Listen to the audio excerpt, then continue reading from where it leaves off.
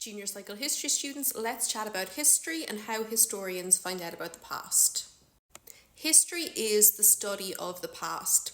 A historian is someone who studies the past. They learn about the past by looking at sources, and sources can be grouped into two different categories: primary and secondary. Primary sources are sources that were made or produced at the time being studied. They are first-hand accounts of information. They were either made by people at the time or used by people at that particular time period. Examples of primary sources would include tools, weapons, buildings, a diary, newspapers, an autobiography. Secondary sources provide second-hand evidence, so they were made or produced after the time being studied, and they were not created by someone who witnessed the events that are being discussed. Examples would include textbooks and movies. There are many different types of primary and secondary sources. We have written, visual, oral, and tactile. Written sources are sources that were written or typed. For example, documents, newspapers, texts, emails, census records.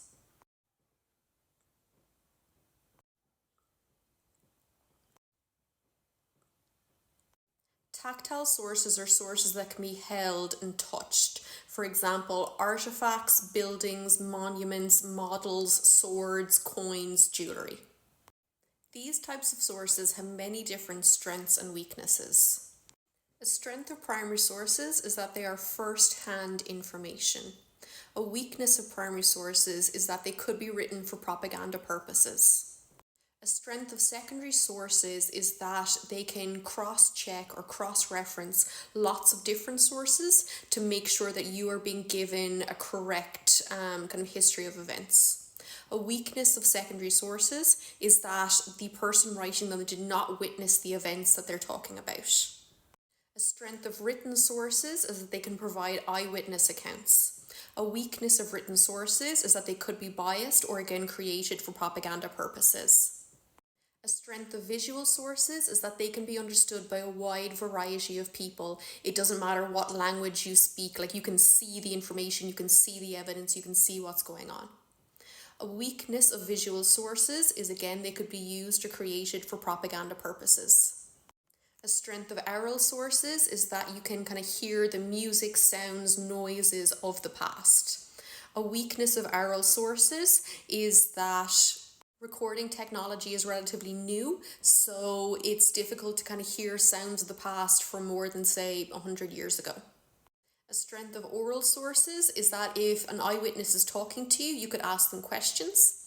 A weakness of oral sources was that someone's memory might be faulty when they're retelling a story. A strength of tactile sources is that it shows the size and the scale of objects used by people of the past. And a weakness of tactile sources is that the item could be fake or it could be broken. All right, we're going to finish up by going through kind of keywords that relate to this topic. So prehistory refers to the time before the development of writing. Chronological order means putting events in the order in which they happened, starting with the earliest. So the chronological order of your life would start with your birth. An archive is a place that stores mainly written documents. An artifact is a man-made object, such as an axe, spear, coins, phone, clothes, watches. A museum is used to mainly store artifact objects. Bias means one-sided.